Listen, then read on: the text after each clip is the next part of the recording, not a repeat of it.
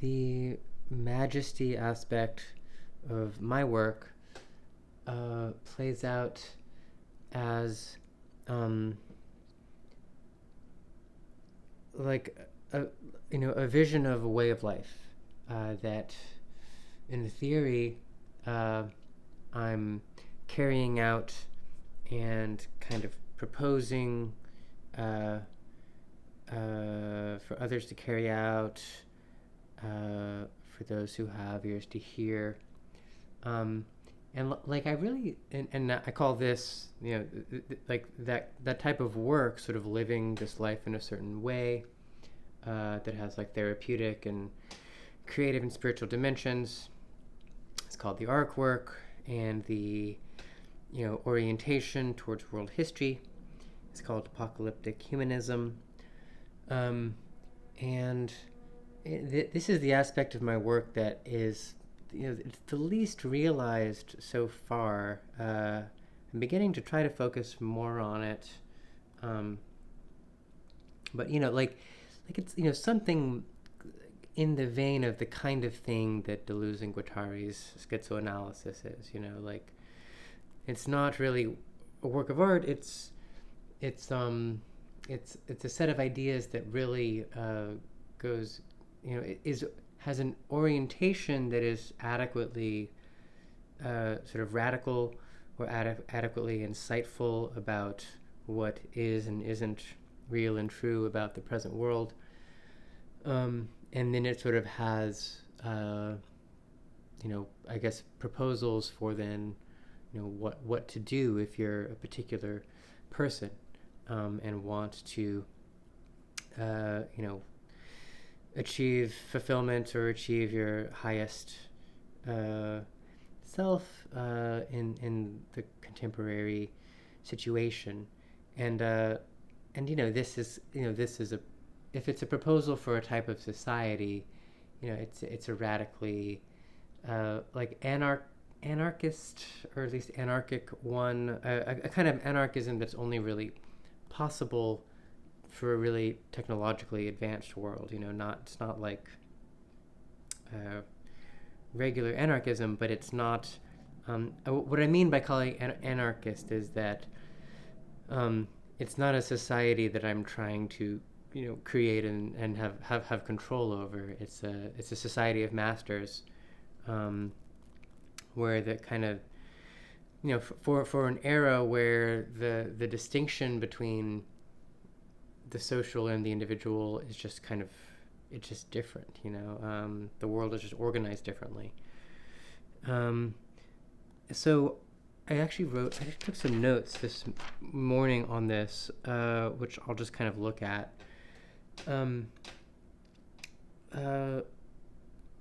Here are three fundamental principles. So the first is that I don't know who I really am. It's possible that the highest fulfillment available to me is at odds with my current conscious aims, attachments, and sense of personal identity.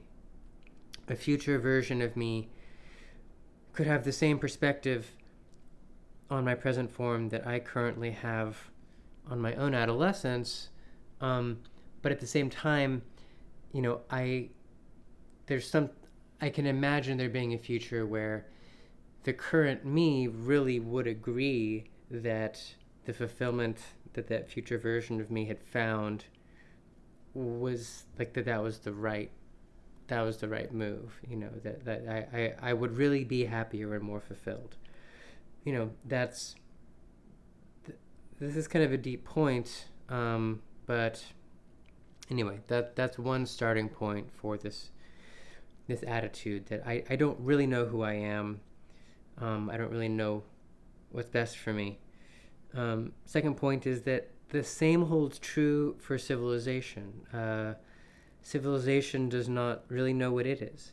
It's possible that the highest social harmony and abundance are at odds with current social and moral norms, current legal institutions, and the current state of our bodies and our current technological infrastructure. We take for granted that there are certain contradictions that we just have to deal with, and that they're absolute, but maybe that's because we're limited in how we're thinking about what's really necessary. And we don't, our ideas of what civilization is are received, and they're unclear, and they're contradictory. There's no agreement. Point 3, the division between my personal self and civilization is not clear. In some sense, I have an interpersonal world, but that inner world of mine is entirely addressed to and dependent on a world of others who I take to be other instances of what I am, some of whom I actually know, others who I don't, all of whom are radically unsure of their identities and goals. And it's not intrinsically impossible for all 10 billion of us, rounding up, to better understand who we actually are. And that we're all waves of a single ocean, and to really have direct conscious awareness of this, that we almost could have a kind of like GPS coordinates of what's really going on, and that that division between, we have a very cloudy view of things, and like I said for the other thing, it's easy to imagine that current me could have things clarified, and even though like my perspective would be incredibly different from what it is now, current me would still be convinced that that big change that's almost unfathomable to me was the right move.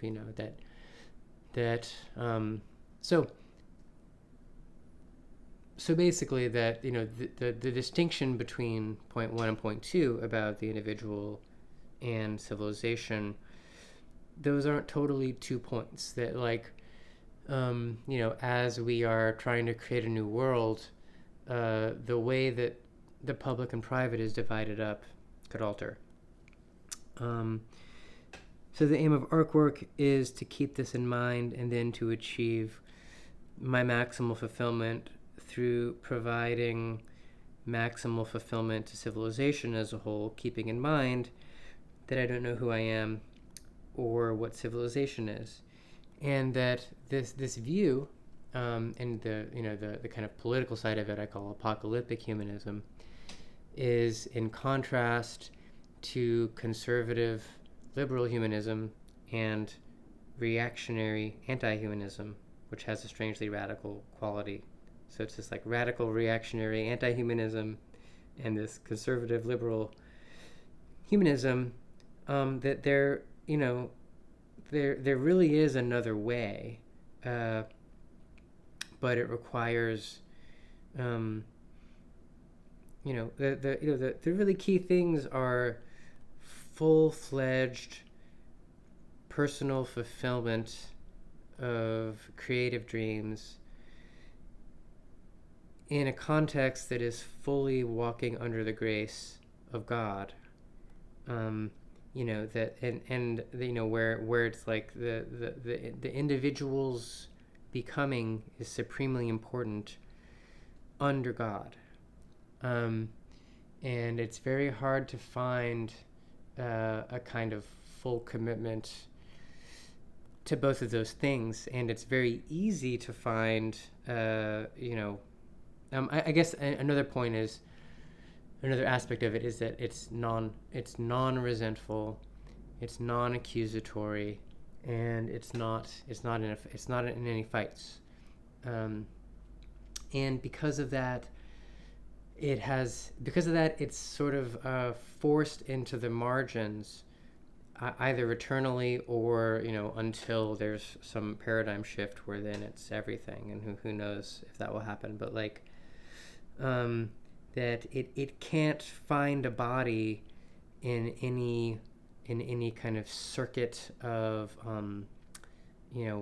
negative group identification, and those are the ones that are easy to form and to become a part of, and that this is a kind of futurist and contemporarily relevant version of the body of Christ that is very close to institutional Christianity, but also with elements of the kind of psychoanalytic philosophy version of the same thing. So like as something I'm really intending to start doing more is to actually lay out a program that's almost the equivalent of a self-help book or something like that, for people to use, that would be beneficial along these lines. So I'm kind of saying that I do sessions with people sometimes, and feel free to get in touch if you want one. But this is sort of more of a statement of purpose than anything that is fully out there. Obviously, it's kind of out there in my philosophical statements, and it's in some sense I feel like I'm doing it through being an artist and a musician. But if I were to be sort of fully living these four dimensions of what art is, this would be and is that fourth dimension, and I sort of intend to foster that more and more.